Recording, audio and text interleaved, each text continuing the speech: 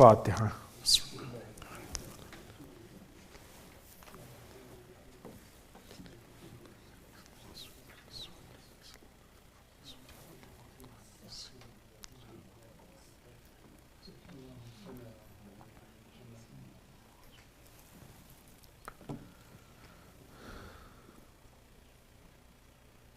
رب اعوذ بک من همزات الشیاطین واعوذ بک رب ان یحضرون۔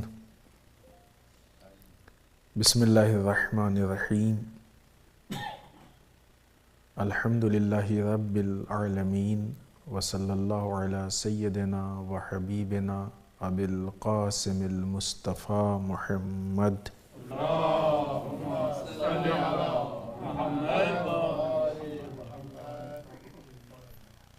والصلاة والسلام علی آلہ الطیبین الطاہرین المعصومین المظلومین، لا سیما الحجہ بقیت اللہ الاعظم روحی و ارواح العالمین لہ الفدا، ولعنۃ الدائمۃ الباقیۃ علی اعدائہم اجمعین الی قیام یوم الدین۔ اما بعد فقد قالت زینب بنت علی علیہم الصلاۃ والسلام ما رأیت الا جمیلا۔ صلوات پڑھیں محمد و آل محمد۔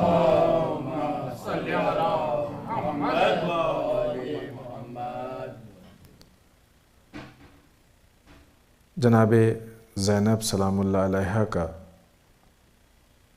مشہور خطبہ اور اس میں مشہور جملہ جس میں بی بی نے ارشاد فرمایا ما رأیت الا جمیلا، ہم نے سوائے اللہ کے جمال کے کچھ اور نہیں دیکھا ہے۔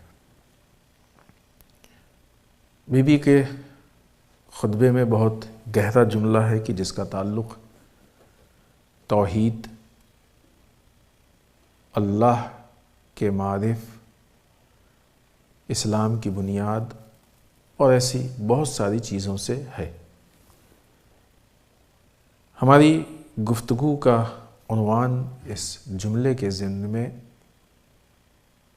بی بی کا خطبہ، بالخصوص کوفے کا خطبے سے متعلق گفتگو ہے، لہٰذا بہت ضروری نہیں ہے کہ خطبے کے مطالب کی وضاحت آئے، خطبے سے ریلیٹڈ چیزیں ہم پیش کریں گے۔ خوب کہیں ضرورت پڑی بعنوان مثال خطبے کی بھی بعض چیزوں کو ہم کوٹ کر کے کسی بات کی اگر دلیل دینی ہوئی تو اس کے ذریعے سے دلیل پیش کریں گے۔ بی بی بعض اوقات ہم لوگوں کو ایسا لگتا ہے کہ وہ خواتین کی جنہوں نے عالم اسلام میں کارنامہ انجام دیا، جناب صدیقہ طاہرہ سلام اللہ علیہا، جناب زینب سلام اللہ علیہا، یہ صرف خواتین کے لیے نمونۂ عمل ہے۔ یہ ہماری غلط فہمی ہے۔ جو چیزیں عورتوں سے مخصوص ہیں خوب ٹھیک ہے کہ ان کے لیے وہ خواتین کے لیے نمونۂ عمل ہے، مثلا حجاب کا مسئلہ، اولاد کی تربیت کا مسئلہ، شوہر کے حقوق کا مسئلہ، بہت سی ایسی چیزیں۔ لیکن جو چیزیں کامن ہیں اس میں یہ خواتین، بالخصوص ہماری گفتگو جناب ثانیہ زہرا، جناب زینب سلام اللہ علیہا سے ہے، تو وہ صرف عورتوں کے لیے نمونۂ عمل نہیں ہے بلکہ عورتوں کے ساتھ ساتھ مردوں کے لیے بھی نمونۂ عمل ہے۔ اور بلکہ مردوں کو تو یہ سوچنا چاہیے کہ بی بی نے خاتون ہو کے اس کام کو کیا ہے تو مرد کو بدرجہ اولیٰ اس کام کو کرنا چاہیے۔ بی بی نے مختلف خطبے ارشاد فرمائے، یقیناً ہم نے ان خطبات کو پڑھا ہوگا، دیکھا ہوگا۔ کوفے کے بازار کا خطبہ بہت مشہور خطبہ ہے، پھر خود کوفے کے دربار کا خطبہ، شام کا خطبہ، یہ مقاتل میں موجود ہیں، روایات میں موجود ہیں، حتماً پڑھا ہوگا، اور نہیں پڑھا تو پڑھے۔ دیکھیں، کربلا کو زیادہ سے زیادہ کوشش کریں کہ فرسٹ ہینڈ لیا جائے، اور اس کا خود کربلا کے پس منظر کے اعتبار سے اس کا آغاز ہوتا ہے خطبہ منا سے۔ ابھی ہم خطبات پہ بات نہیں کر رہے ہیں، بیوی کے خطبے پہ بات کرنی ہے۔ خطبہ منی، سرکار سید الشہداء کے اقوال، بیوی کے خطبات، امام سجاد علیہ السلام کے خطبات، جناب ام کلثوم سلام اللہ علیہا کے خطبات، یہ خطبات ہم کو وہ چیزیں بتائیں گے کہ جو اہل بیت نے خود ہم کو۔ آج کربلا کو لے کے بہت سارے مسائل پیدا ہو رہے ہیں، لوگ کنفیوز کر رہے ہیں، مشکلات پیش آ رہی ہیں، جوان آ کے کہتا ہے کہ سمجھ میں نہیں آتا، ایک یہ کہہ رہا ہے ایک یہ کہہ رہا ہے، کس کی بات صحیح ہے؟ اگر ہم صرف ان باتوں کو ہی پڑھے ہوتے، مثلا ابھی اتفاق سے کچھ دن پہلے ایک صاحب کی کلپ دیکھی تو امر بالمعروف اور نہی عن المنکر کی وہ کھچائی کر رہے تھے، کھچائی کہیں گے اس کو کیا کہا جائے۔ اب اگر ہمارے سامنے سرکار سید الشہداء کا یہ جملہ ہے کہ جس میں آپ نے خود ارشاد فرمایا انما خرجت لطلب الاصلاح فی امت جدی ارید ان آمر بالمعروف وانہی عن المنکر واسیر بسیرت جدی و ابی، ہم اپنی نانا کی امت میں صرف اور صرف اصلاح کے لیے قیام کر رہے ہیں، یہ کام امر بالمعروف نہی عن المنکر کے ذریعے کریں گے اور اس کے لیے ہم اپنے نانا اور بابا کی سیرت کو احیا کریں گے۔ تب جب خود سرکار سید الشہداء فرما رہے ہیں تو پھر اس میں امر بالمعروف نہی عن المنکر کو لے کے کیوں شبہات پیدا ہو رہے ہیں اور پیدا کیے جا رہے ہیں؟ تو خود سرکار سید الشہداء کہہ رہے ہیں، تو نہ ہماری نہ فلاں کی نہ فلاں کی۔ کربلا کو جو کربلا والے ہیں، جو اصل جنہوں نے کربلا کو انجام دیا ہے، جو وجود میں لائے ہیں، ان سے پہچانے تو مسائل اپنے آپ حل ہو جائیں گے۔ اس کا ایک پہلو اور بھی ہے، بات آئی ہے تو ہم اس کو آپ کی خدمت میں عرض کر دیں۔ اورینٹلزم ایک سبجیکٹ ہے، حتماً آپ لوگوں نے پڑھا بھی ہوگا، سنا بھی ہوگا، ان کے آرٹیکلز ہیں، بہت ساری چیزیں۔ ان کا کام ہی یہی ہے کہ دین کی مخالفت کو دین کی شکل میں کرنا ہے، دین کی شکل میں دین کی مخالفت کو کرنا ہے، یعنی لوگوں سے دین کو چھیننا ہے اس طریقے سے کہ ان کو احساس نہ ہو۔ مشہور بات ہے، یہاں پہ بعنوان مثال ہم آپ کی خدمت میں پیش کر دیں۔ گلیڈسٹون کی جو برٹش کا پرائم منسٹر تھا، اس نے، بہت پرانی بات ہے ظاہر ہے، آج کا پرائم منسٹر نہیں تھا وہ، اس نے یہ کہا تھا کہ جب تک مسلمانوں کے پاس قرآن ہے ہم ان پہ غالب نہیں آ سکتے، اگر مسلمانوں پہ غالب آنا ہے تو ان سے قرآن کو چھین کے اس میں آگ لگانی ہوگی۔ ان کے یہ اہداف ہیں کہ ہم سے دین کو چھینا جائے۔ آج ہمارے درمیان دین کو بچانے کے لیے، دین کی حفاظت کے لیے سب سے بنیادی چیز جو ہے وہ ہے عزاداری۔ جب کسی کے گھر میں چوری ہوتی ہے، ڈکیت آتے ہیں، تو سب سے پہلا اٹیک سیکورٹی پہ ہوتا ہے، کیونکہ یہی تو سب بچانے والے ہیں، یہ اگر باقی رہ گئے تو کچھ نہیں لے پائیں گے، تو پہلے ان کو ختم کرو تاکہ ہم اپنی منمانی کر سکیں۔ کربلا عزاداری دین کے تحفظ کا نام ہے، لہٰذا یہ اورینٹلزم اور MI6 یہ جو ساری چیزیں ہیں، پورا سلسلہ ہے، ان کا پہلا اٹیک عزاداری پہ ہے۔ وہ یہ چاہتے ہیں، اب ظاہر ہے کہ یہ تو نہیں کہہ سکتے کہ اب عزاداری چھوڑ دیجئے، اس طرح کے شبہات آتے ہیں، خوب یہ امر بالمعروف کہاں سے آ گئی عزاداری میں، نہی عن المنکر کہاں سے آ گیا، تبلیغ کہاں سے آ گئی عزاداری میں، یہ ساری چیزیں کہاں سے آ گئیں، اس طرح کے اٹیک ہوا کرتے ہیں۔ تو بہرحال ہم اس موضوع پہ بات نہیں کر رہے تھے، ہمارا عنوان دوسرا ہے۔ خوب ایک بات ہم اور عرض کر دیں آپ کی خدمت میں، اگر کوئی بات ہماری کسی کے لیے واضح نہیں ہے تو جب تک ہم یہاں پہ ہیں آپ کو پورا حق حاصل ہے کہ آپ ہم سے سوال کر سکتے ہیں، آپ کو حق ہے اور ہماری ذمہ داری ہے جس بات کو ہم کر رہے ہیں اسے واضح کرنا اور آپ کو مطمئن کرنا، یہ ہماری ذمہ داری ہے، بلکہ ہماری قوم کا یہ کلچر ہونا چاہیے کہ مجلس کے بعد لوگوں کو اجازت ہونی چاہیے کہ جو بھی ذاکر ہے اس سے سوال جواب ہو سکے تاکہ کوئی اس طرح کا مسئلہ ہو تو حل ہو جائے۔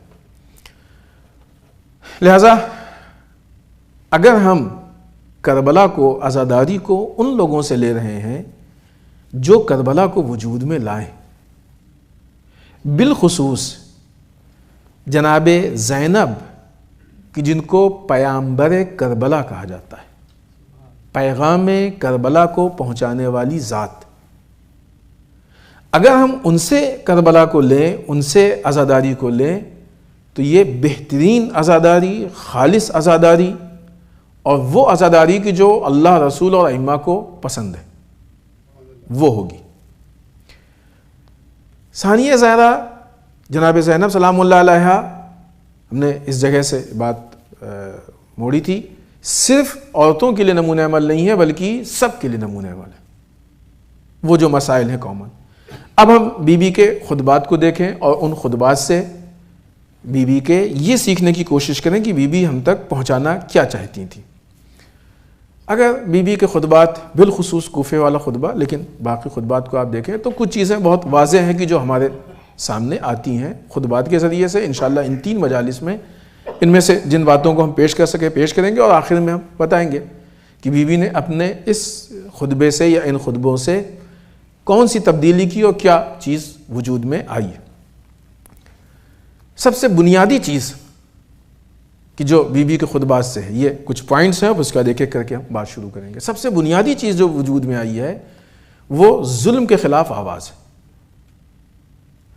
بلکہ تھوڑا سا یہ پس منظر دیکھیے، اس پس منظر کے بعد پھر اس پوائنٹس کو سنیے گا۔ یقیناً جتنی بھی مصیبتیں اور مصائب ہیں، اس میں کوئی شک نہیں کہ مصائب ہیں، سنتا ہے انسان دل زخمی ہوتا ہے، آنسو نکلتے ہیں، لیکن وہ چیزیں صرف رونے کے لیے نہیں ہیں، اس میں ہمارے لیے درس ہے، داستانیں، اس میں ہمارے لیے تربیت ہے۔ اگر ان خطبات کا پس منظر دیکھیں تو ایک ایسی خاتون کہ جس کا فیملی بیک گراؤنڈ یہ ہے کہ نامحرم کے سامنے نہیں آتی، کمپلیٹ حجاب ہے نا، وہ خاتون جب دربار میں آئے گی تو پھر اس کی آواز کیسے نکلے گی؟ لیکن ثانیہ زہرا کی آواز میں، جناب زینب کی آواز میں کہیں کوئی کمزوری نہیں دکھی کسی کو نا۔ ابھی جب خطبات پہ بات کریں گے تو دیکھیے گا کس استحکام سے کہ وقت کا ظالم ترین انسان سامنے کھڑا ہے۔ یہ جو توحید کی ہم بات کر رہے ہیں، یہ توحید کا ہی کمال ہے کہ اس کے سامنے بی بی نہایت استحکام کے ساتھ، مضبوطی کے ساتھ گفتگو کر رہی ہیں۔ دوسرے عنوان سے دیکھیے تو ایک ایسی خاتون، آج کسی کے گھر میں خدا نخواستہ ایک موت ہو جائے تو آدمی ہوش و حواس اور خیالات، اتنے سارے شہادتیں، اتنی ساری موت، جنازوں کو بغیر دفن کے چھوڑ کے آئی ہیں، وہ سارے پورے راستے مصیبتوں سے گزرتی ہوئی آئی ہیں۔ ایسا انتظام کیا گیا تھا کہ جگہ جگہ پہ پریشان کیا جائے، دربار کو اس طریقے سے سجایا گیا تھا کہ جہاں پہ اہل بیت کی نعوذ باللہ توہین کرنے کی کوشش کی جائے۔ یہ بہت سارے بیک گراؤنڈ ہیں، ان سارے بیک گراؤنڈ سے گزرتی ہوئی بی بی پہنچی ہیں دربار کوفے میں۔ کوفے کے راستے میں جو بازار میں مختلف جو آواز دی گئی، جو حالات پیش آئے، جو لوگوں نے توہین کرنے کی کوشش کی، ناکام کوشش، ظاہر سی بات ہے کہ کربلا کو اس نگاہ سے دیکھیے تو ایک پوری داستان یہ ہے کہ یزید یا عبید اللہ ابن زیاد کی طرف سے نعوذ باللہ استغفر اللہ اہل بیت کے توہین کی بہت کوشش کی گئی ہے۔ یہ حقیقت ہے کہ قرآن مجید کا وعدہ ہے اور یہ ہمارے لیے بہت بڑا درس ہے۔ بہت سارے کام ہم کیوں نہیں کرتے ہیں؟ کہیں بے عزتی نہ ہو جائے، نہیں معلوم، لوگوں کے ذہن میں یہ ہوتا ہے فلاں بات سب کے سامنے کہہ دیں کہیں بے عزتی نہ ہو جائے، فلاں چیز لوگ ہم اس کو اچھا مانتے ہیں، ان کو اچھی نہیں لگے گی۔ خدا وند متعال نے قرآن میں کہا ہے کہ عزت اور ذلت صرف اللہ کے ہاتھ میں۔ کچھ چیزیں ہیں کہ جو اللہ کے علاوہ کوئی دوسرا نہ لے سکتا ہے نہ دے سکتا ہے، ان میں سے ایک ہے عزت۔ کبھی بھی عزت کو لے کے پریشان نہ ہو کہ خود ایسا ہو جائے گا تو ہماری عزت کو کیا ہوگا۔ یزید سے زیادہ کسی کی کوشش، جو لاشوں کو پائمال کیا گیا تھا، وہ پائمال ہی اسی لیے کیا جاتا تھا جب کسی کی توہین کرنی ہوتی تھی، اور یہ بہت پست مرحلہ ہوتا تھا۔ وہ جلدی سے آپ نے جنگوں میں سنا نہیں ہوگا کہ لاشوں کو کسی کے پائمال کیا گیا، پست ترین مرحلہ ہوتا تھا کہ جب کوئی پست انسان مقابلے میں ہو تو اس طرح کی حرکت کرتا تھا۔ اس معیار پہ آ کے پسر سعد اور عبید اللہ ابن زیاد اور یزید ان لوگوں نے یہ حرکتیں کی۔ لیکن انصاف سے بتائیں، آج تو 1400 سال گزر گئے اور ہم تو وہ لوگ ہیں کہ جو عقیدت رکھتے ہیں اور بے پناہ، اس وقت بھی جو لوگ سن رہے تھے اور جب ان کو تازہ ایک دم نیا نیا یہ واقعہ معلوم ہوتا تھا تو وہ بھی یہی کہتے تھے کہ یہ ملعون نے غلط کام کیا۔ ایک لمحے کے لیے بھی ان مسائل میں وہ اپنے اہداف میں اور مقاصد میں کامیاب نہیں ہوئے، ایک لمحے کے لیے بھی۔ تو عزت اور ذلت صرف اور صرف اللہ کے ہاتھ میں، کسی کے ہاتھ میں نہیں۔ یہ پورا سسٹم اسی اعتبار سے ان لوگوں نے بنایا تھا۔ دربار میں بھی اسی طرح دربار سجایا گیا، حتیٰ جب یہ اہل حرم داخل ہوئے تو اسی انداز سے ابن زیاد نے سوال کیا کہ خاتون کون؟ لوگوں کی البتہ بعض روایات میں ہے کہ 3 مرتبہ اس کو پوچھنا پڑا یہ خاتون کون ہے. کیوں؟ اس لیے کہ اتنی ہیبت تھی جناب زینب کی کہ جو پہچانتا تھا وہ ہمت نہیں کر پا رہا تھا کہ بتائے. پھر روایت میں قیلا کسی نے کہا، بعض روایت میں کسی کنیز نے کہا کہ مثلا زینب بنت علی. لہٰذا اتنی ساری کوشش کے بعد یہ جو حالات ہیں، اور جناب زینب اس بیک گراؤنڈ کے بعد اب جب آئی ہیں دربار میں، یا یوں کہا جائے کہ جب انہوں نے اپنا یہ سفر شروع کیا ہے، تو جو چیزیں، پہلی چیز اس بیک گراؤنڈ کے بعد بی بی نے کیا کیا؟ ظلم کے خلاف آواز اٹھائی. کربلا داستان نہیں ہے، کربلا صرف تاریخ نہیں ہے، تحریک ہے. کیا فرق ہے تاریخ اور تحریک میں؟ تاریخ ایک واقعہ ہوتا ہے، ہو گیا، ہم پڑھتے ہیں، صرف ہمیں معلوم ہو جاتا ہو گیا، ختم بات. بہت سے بہت تاریخ سے عبرت لی جاتی ہے. مولا کائنات کا قول ہے کہ تاریخ سے عبرت لینے کے لیے مولا نے کہا تاریخ سے عبرت ہوتی ہے. تحریک وہ ہوتی ہے کہ جس میں حرکت ہے، اور جب حرکت باقی ہوتی ہے تو اب اس حرکت میں ہم کو بھی شامل ہونا ہے. لہٰذا ہمارا کام اتنا نہیں ہے کہ بہت اچھا ہوا، یزید نے غلط کیا، ابن زیاد نے غلط کیا، بی بی نے بہت اچھا کر دیا، فلاں نے بہت اچھا کر دیا. خب اگر اتنا ہمارا کام ہے تو اس کا مطلب ہم کربلا کو تاریخ مانتے ہیں. تحریک اگر مانیں گے تو اب وہ جو مقاصد ہیں، اہداف ہیں، ان کو لے کے آگے بڑھنا ہوگا، اس کو لے کے آگے چلیں گے. تحریک میں ہم بھی شامل ہوں. لہٰذا یہ جو کربلا کے آؤٹ پٹ ہیں، جو کربلا سے نتائج سامنے آئے ہیں، یہ کربلا کے نتائج صرف اس زمانے کے لیے نہیں تھے، آج بھی ہمارے لیے عملی ہے. ہم صرف یہ کہہ کے بات کو ختم نہیں کر سکتے کہ بی بی زینب نے ظالم کے سامنے کھڑے ہو کے اور اس کی مخالفت کی. خوب انہوں نے کی، آج ہماری کیا ذمہ داری ہے؟ اگر دنیا ظلم ہے تو اس کے مقابلے میں آواز اٹھانا ہماری ذمہ داری ہے کہ نہیں ہے؟ یہ کربلا کا نتیجہ ہے، نہیں ایک نتیجہ ہے. ہمارے اور کربلا کے بیچ کے رشتہ ہے وہ اس سے ثابت ہوتا ہے. ہمارے اور کربلا کے بیچ میں کون سا رشتہ ہے؟ یہ ہمارے عمل سے ثابت ہوتا ہے. ہمارا عمل بتاتا ہے کہ ہمارے اور کربلا کے بیچ میں رشتہ کیا ہے. لہذا پہلی چیز ہم نے کہا تھا کچھ پوائنٹس بتائیں کہ جو اس سے ہیں، اور پھر ایک ایک پوائنٹ پہ ہم گفتگو شروع کریں گے. کربلا ظلم کے خلاف، یا یوں کہا جائے کہ بی بی نے جو خطبہ اور جو ساری کوششیں ہیں اس کے نتیجے میں پہلا کام یہ کہ بی بی نے ظلم کے خلاف آواز اٹھائی. ایک ہماری بھی ذمہ داری ہے کہ جب بھی کہیں ظلم دیکھیں تو کربلا کا پیغام یہ ہے کہ ظلم کے خلاف آواز اٹھائیں. انشاءاللہ اس پہ آج ہم بات شروع کریں گے ان پوائنٹس کو بتا کے. دوسری چیز کہ جو بی بی نے جو کام کیا ہے وہ یہ کہ سرکار سید الشہداء کے پیغام کو پہنچایا. ہماری بھی ذمہ داری ہے کہ پیغام کو پہنچائیں.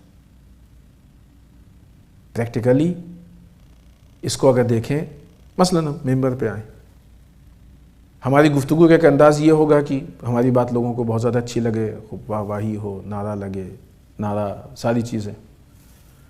ایک یہ کہ نہیں، جو حق ہے کہہ دیں گے، اچھا لگے ٹھیک ہے، نہیں لگے تب بھی ٹھیک ہے. دونوں انداز بیان میں فرق ہوتا ہے.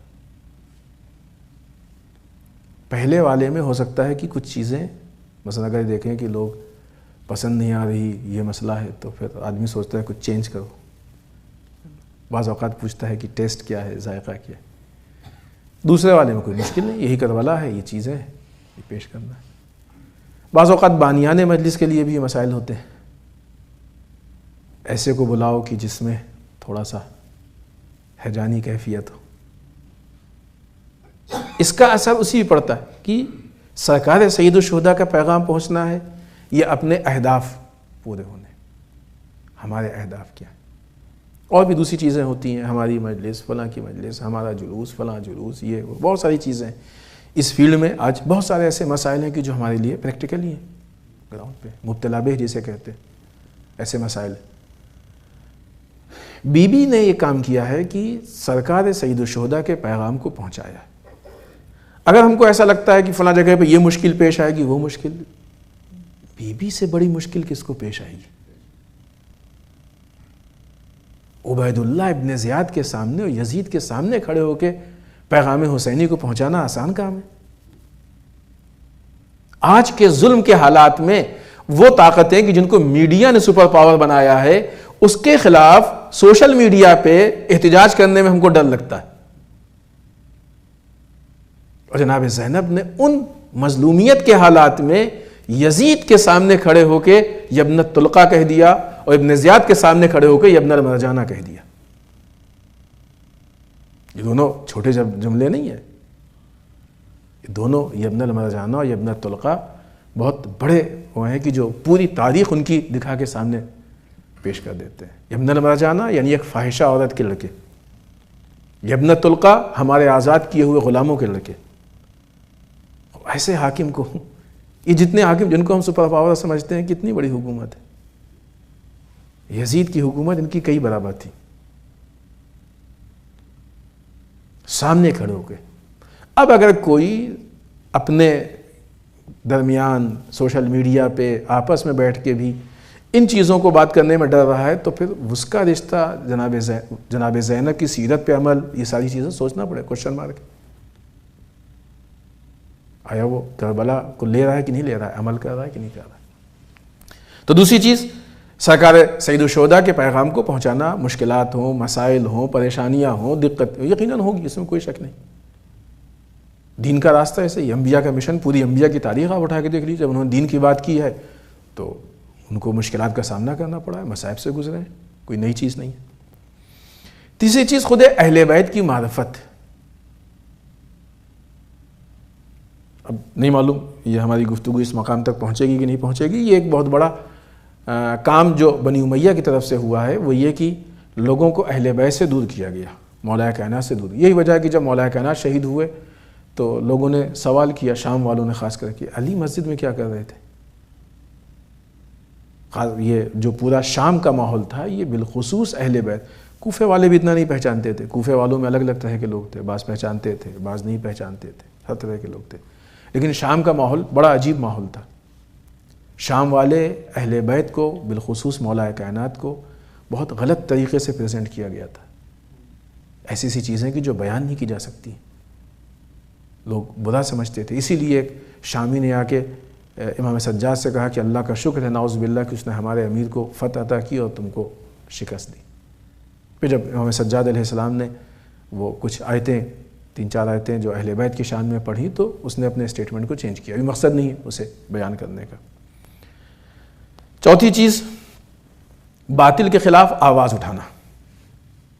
جناب زینب سلام اللہ علیہا، اللہم صلی علی محمد وعلی محمد، احسنت، باطل کے سامنے کھڑے ہو کے بی بی نے باطل کے خلاف آواز اٹھائی۔ حق اور باطل، یہ ہم سب کی ذمہ داری ہے کہ حق کی حمایت کریں اور باطل کے مقابلے میں آ جائیں۔ پانچویں چیز جو اس فہرست کی آخری، البتہ نہیں کہ صرف اتنی چیزیں، بہت سی چیزیں ہیں جو اس خطبے سے باہر آتی ہیں سامنے۔ بی بی نے کوفے اور شام میں انقلاب برپا کر دیا۔ کیا کیا کہ یہی جو سرکار سید الشہداء کا انقلاب تھا، اس انقلاب کو کوفے تک پہنچا دیا، شام تک پہنچا دیا۔ جب یہ کوفے تک پہنچا تو کوفہ تبدیل ہو گیا، شام تک پہنچا تو شام تبدیل ہو گیا۔ اس سے یہ سمجھ میں آتا ہے کہ اگر آج یہ عزاداری لوگوں تک پہنچ جائے تو وہ بھی تبدیل ہو جائیں گے۔ کیسے؟ جیسے جناب زینب نے پہنچائی تھی، ویسے نہیں جیسے ہم چاہتے ہیں۔ ہماری پسندیدہ عزاداری نہیں، جناب زینب کی پسندیدہ عزاداری۔ اور اس کام کے لیے اس سے پہلا جو اسٹیپ ہے، مرحلہ ہے، وہ یہ ہے کہ خود ہمارے وجود میں انقلاب آنا چاہیے۔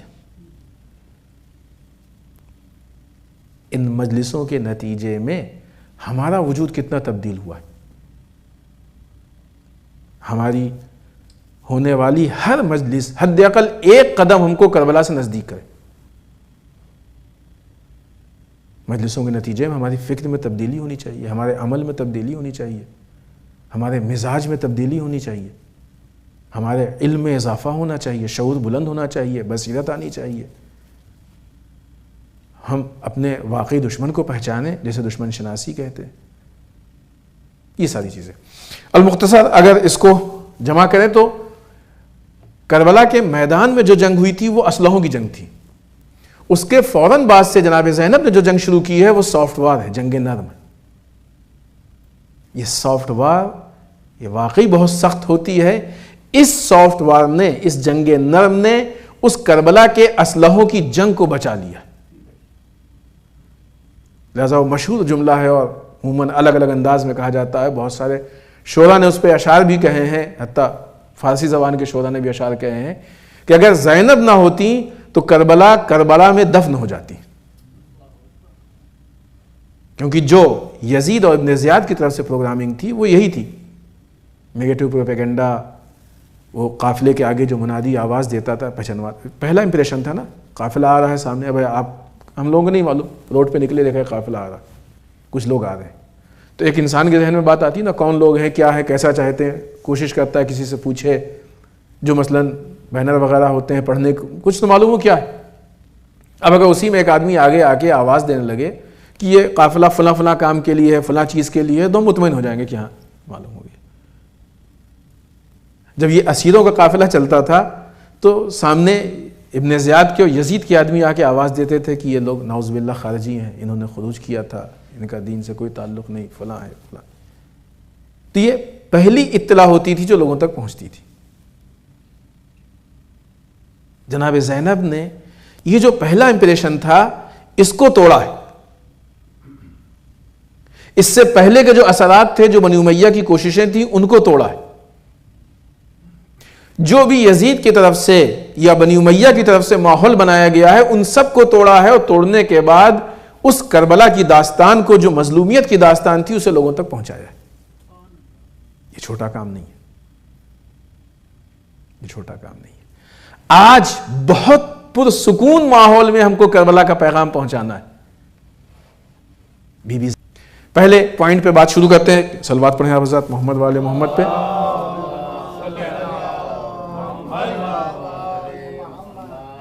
پہلے پوائنٹ پہ بات شروع کرتے ہیں. بی بی نے ظلم کے خلاف آواز اٹھائی. مظلوم کی حمایت ہم سب کی ذمہ داری ہے، مدد کرنی چاہیے. دنیا نے بہت اچھی طریقے سے بہت سارے ویلیوز کو چینج کیا ہے. یہ جتنی بھی بات ہے صرف تاریخ نہیں ہے، آج ہمارے پریکٹیکل مسائل سے متعلق ہے. بہت ہی خوبصورتی سے، بہت ہی آہستہ سے بہت ساری چیزوں کو چینج کیا ہے.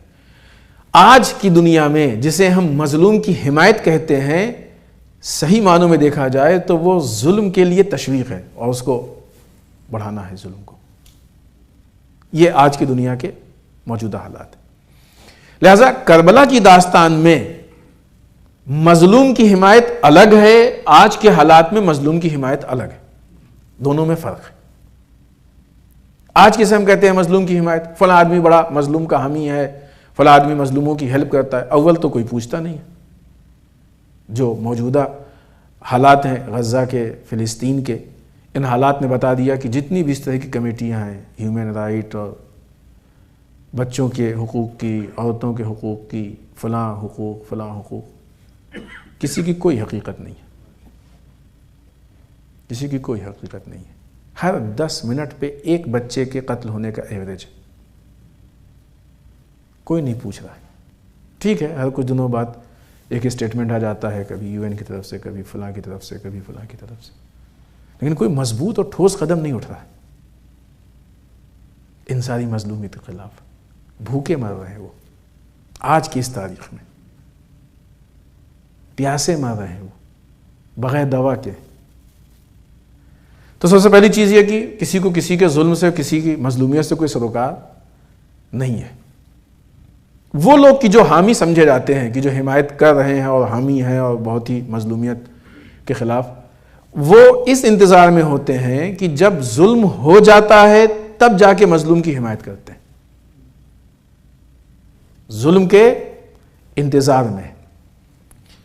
کربلا جس مظلوم کی، یا یوں کہا جائے کہ ظلم کے خلاف آواز اٹھانے کو ہم سے بتاتی ہے اور سکھاتی ہے، اس کا تعلق اس سے نہیں ہے کہ تم انتظار کرو کہ ظلم ہو جائے، نہیں، کربلا یہ کہتی ہے کہ تم ایسا ماحول بناؤ کہ ظلم ہونے ہی نہ پائے، ظلم وجود میں ہی نہ آئے۔ تو امام حسین، اسلام، دین، سرکار رسالت مآب، کربلا، جناب زینب سلام اللہ علیہا، ان کی نگاہ میں جو ظلم کی مخالفت ہے وہ یہ کہ ظلم کو وجود میں آنے ہی نہ دو۔ دنیا کی نگاہ میں جو مظلوم کی حمایت ہے، ظلم کی مخالفت ہے، وہ یہ کہ جب ظلم ہو جائے تو چلے جاؤ مظلوم کو، بھوکے ہیں ان کو کچھ کھلا دیا، پیاسے ہیں ان کو کچھ پلا دیا، ہاسپٹل، ابھی تو جو ہونا تھا اس کے ساتھ ہو گیا، جن کو مرنا تھا مر گیا، جن کا گھر اجڑنا تھا اجڑ گیا۔ ابھی اتنے بڑے پیمانے پہ فلسطین برباد ہو گیا ہے، کون کتنی حمایت کرے گا؟ اور اگر حمایت کی بھی بہت زیادہ کی آپ نے، جو مکان ٹوٹے ہیں بنوا دیں گے، جن کے بچے مرے ان کو کون واپس لا کے دے گا؟ جن بچوں کے باپ مرے ان کو کون لا کے واپس دے گا؟ کرے گا کوئی؟ کچھ تو ایسے نقصانات ہوتے ہیں جن کی بھرپائی ممکن نہیں ہے۔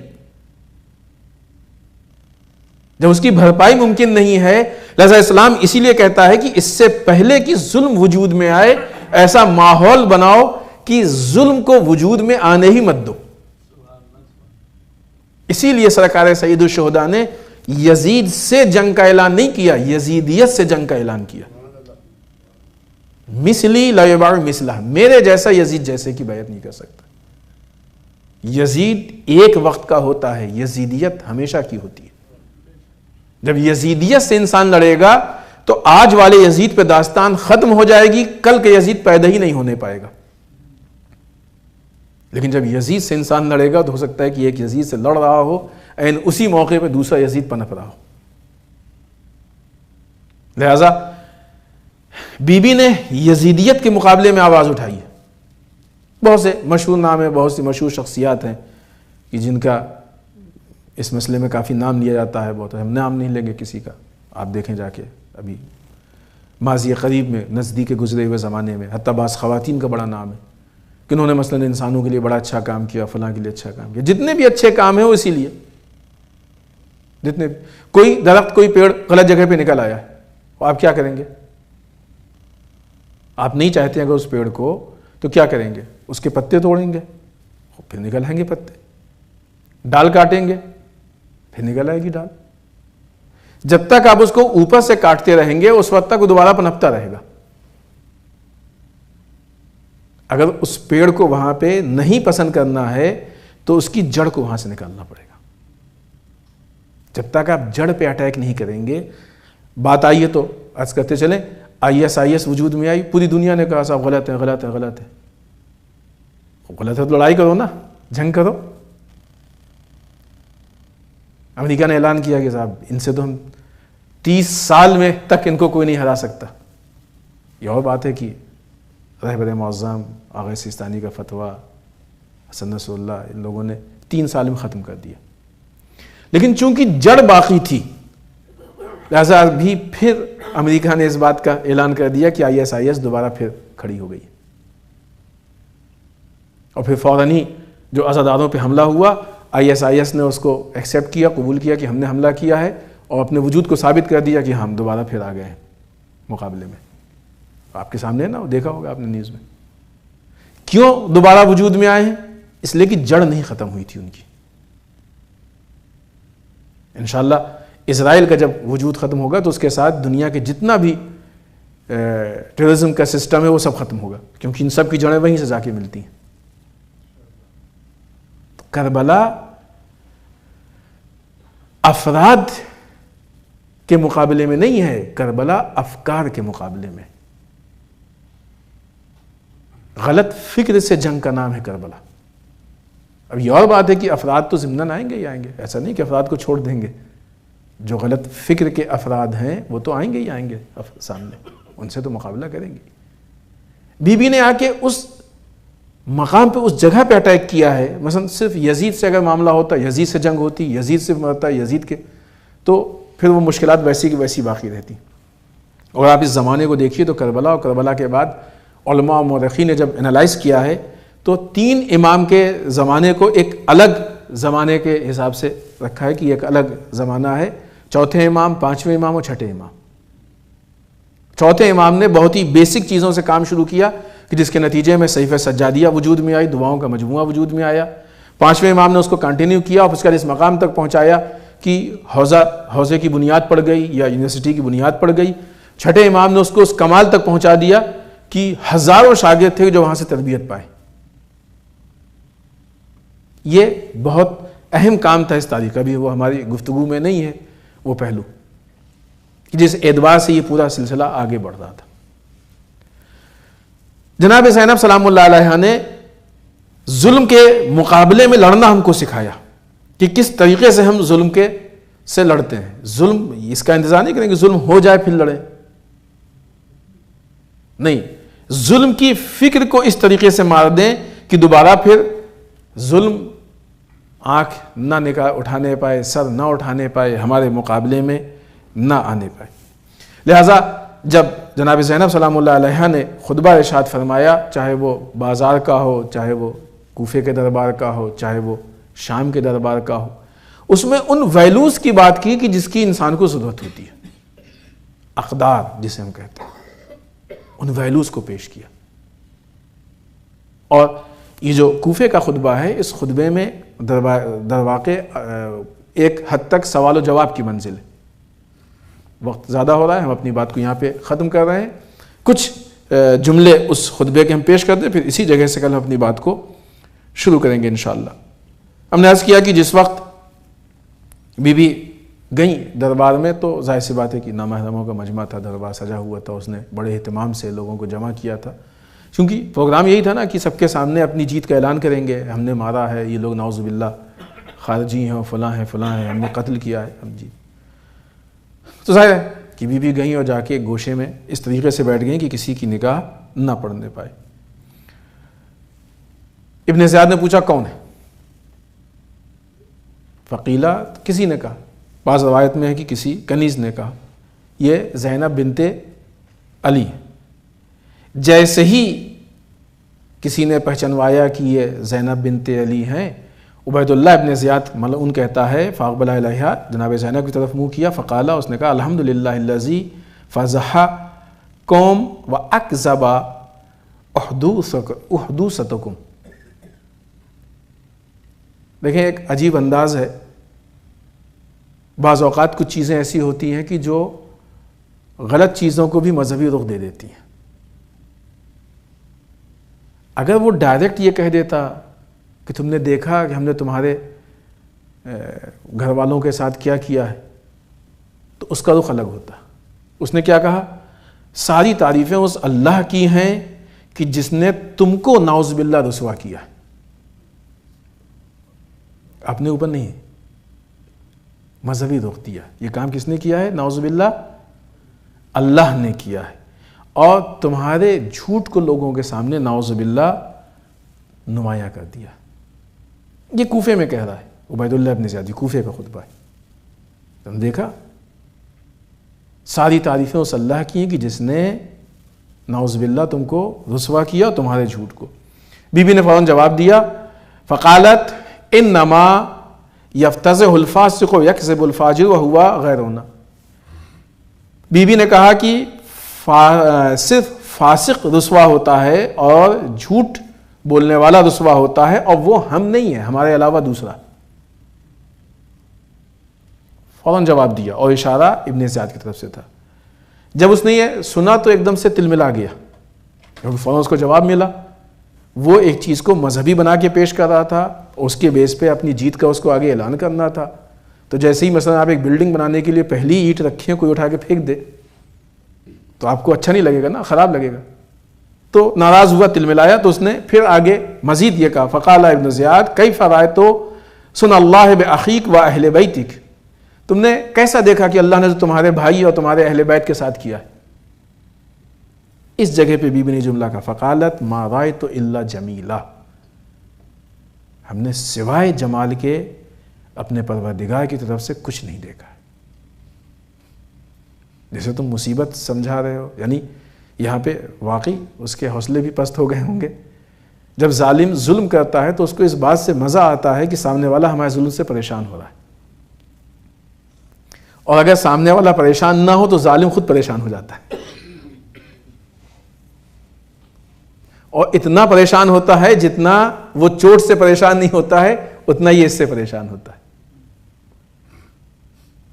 لہذا اب ایسے موقع پہ جب جو توحید سے بھرا ہوا جملہ، معرف سے بھرا ہوا جملہ، بہت ہی قیمتی جملہ، ما رأیت الا جمیلا، کہ ہم نے سوائے جمال پروردگار کے کچھ نہیں دیکھا، تو اب سوچئے کہ ابن زیاد کہ یہاں ایک طرف سے یہ یاد دلانا چاہ رہا تھا کہ مثلا کیا ہوا، تمہارے بھائی کس طریقے سے قتل کیے گئے، مثلا لاشا پائمال ہوا، سر کو نوک نیزہ بلند کیا گیا، حتیٰ روایات کہتی ہیں کہ وہیں پہ امام حسین علیہ السلام کا سر بھی سامنے رکھا تھا.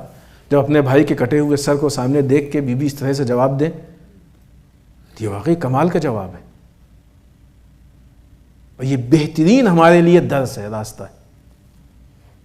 یہ نہیں کہ ظلم ہوا تھا اور کبھی ہوا تھا، سامنے تازہ کٹا ہوا سر رکھا ہوا ہے نگاہوں کے سامنے، اور اس موقع پہ جب وہی ابن زیاد بیٹھا ہوا کہہ رہا تم نے دیکھا کہ تمہارے بھائی کے ساتھ کیا ہوا، بیوی کہتی ہے ما رأیت الا جمیلا، ہم نے سوائے جمال کے، سوائے اللہ کی طرف سے خوبصورتی کچھ دیکھا ہی نہیں. اس کا مطلب یہ ہوا کہ اگر اللہ کی راہ میں قدم بڑھایا جائے اور کوئی مشکل پیش آتی ہے تو مشکل ہمارے لیے مصیبت نہیں ہوتی ہے، جمال ہوتی ہے. اگر اتنی سی بات بی بی کی ہمارے سمجھ میں آ جائے تو آج جو لوگ بہت سارے معاملات میں ڈر کے خاموش ہو جاتے ہیں وہ کبھی خاموش نہیں ہوں گے. مشکلات بڑھتی اسی لیے ہیں کہ جس کو اسٹینڈ لینا چاہیے نہیں اسٹینڈ لیتا، جس کو کھڑا ہونا چاہیے نہیں کھڑا ہوتا، جس کو بولنا چاہیے نہیں بولتا ہے. مشکلات اسی لیے بڑھتی ہیں. کیوں؟ اس لیے کہ بولیں گے تو مشکل ہوگی، چپ ہو جائے، وہ پریشانی ہوگی، مصائب ہوں گے، یہ پرابلم وہ پرابلم. اللہ کی طرف سے اگر اللہ کے لیے کام کر رہے ہیں تو اب جو بھی ملے گا وہ بہتر. اور یقیناً اگر اس نگاہ سے کربلا کی تحلیل کی جائے، انالائز کی جائے تو واقعی جو کچھ تھا وہ بہتر ہی تھا. بس ہم نے جیسا کہ وعدہ کیا تھا یہاں پہ بات کو ختم کرتے ہیں.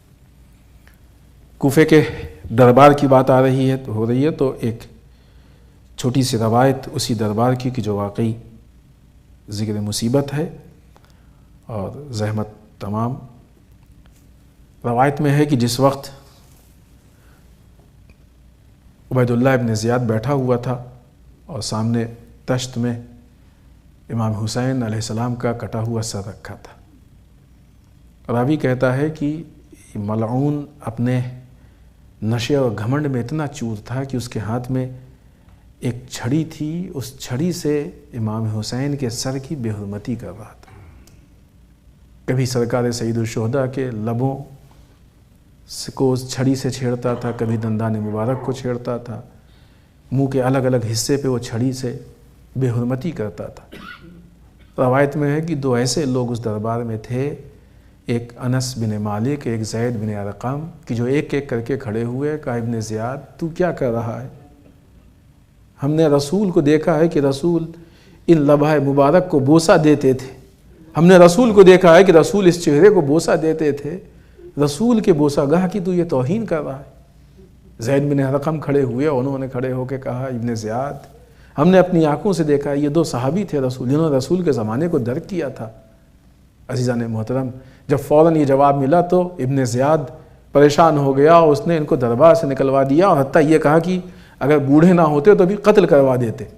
عزیزان محترم، یقیناً یہ نہایت عجیب بے حرمتی تھی. آپ نے بھی سنا تو آپ کے بھی دل پسیج گیا، آنکھوں سے آنسو آ گئے، آواز بلند ہو گئی. زید بن ارقم نے دیکھا، انس بن مالک نے دیکھا تو وہ بھی برداشت نہیں کر پائے، وہ بھی کھڑے ہو کے اعتراض کرنے لگے. کیوں؟ اس لیے کہ یہ بہت بڑا ایک گناہ ہے، جرم ہے کہ نواسے رسول کی اس طریقے سے بے حرمتی کی جائے. عزیزان محترم، یہ صحابی یہ اصحاب برداشت نہیں کر پائے. لیکن ذرا سوچئے کہ جس دربار میں یہ دو اصحاب اس مصیبت کو برداشت نہیں کر پائے، اسی دربار میں وہ بہن بھی بیٹھی تھی کہ جو اپنے بھائی سے بے پناہ محبت کرتی تھی. اسی دربار میں وہ بیٹا بھی بیٹھا تھا کہ جو اپنے باپ کے عظمتوں کا عرفان رکھتا تھا، معرفت رکھتا تھا، جب یہ دو اصحاب برداشت نہیں کر پائے تو زینب نے اپنے بھائی کی بے حرمتی کو کیسے برداشت کیا ہوگا؟ جناب امام سجاد نے اپنے بابا کی بے حرمتی کو کیسے برداشت کیا ہوگا؟ عزیزو، یہیں پہ معلوم ہوتا ہے کہ زینب کتنی صابرہ خاتون کا نام ہے کہ مجمع عام میں زینب نے اس طریقے سے صبر کیا اور ایک مرتبہ بھی آواز بلند نہیں کی۔ امام سجاد نے وہ صبر کے مظاہرے سے کام لیا، آواز بلند نہیں کی۔ انا للہ و انا الیہ راجعون، رضا بقضاہ و تسلیما لامرہ، الہی بحق الزہراء و ابیہا و بعلہا و بنیہا۔ پڑھنے والے اس مختصر سی عبادت کو قبول فرما لے، پڑھنے والے ہم سب کو اعمال صالحہ کی توفیق عنایت فرما، بار الہ اعمال قبیحہ سے محفوظ رکھ، پڑھنے والے ہمارے گناہوں کو بخش دے، بار الہ ہمارے مرحومین کو بخش دے، پڑھنے والے اسلام و مسلمین کی حفاظت فرما، بار الہ دشمنان اسلام کو نیست و نابود کر دے، بار الہ ہمارے علماء کا سایہ ہمارے سروں پہ باقی رکھ، بار الہ رہبر و مراجع کو طول عمر عنایت فرما، بار الہ ہمارے امام کے ظہور میں تعجیل فرما، ہمیں ان کے آوان و انصار میں شریک ہونے کی توفیق عنایت فرما۔ ربنا تقبل منا انک انت السمیع العلیم۔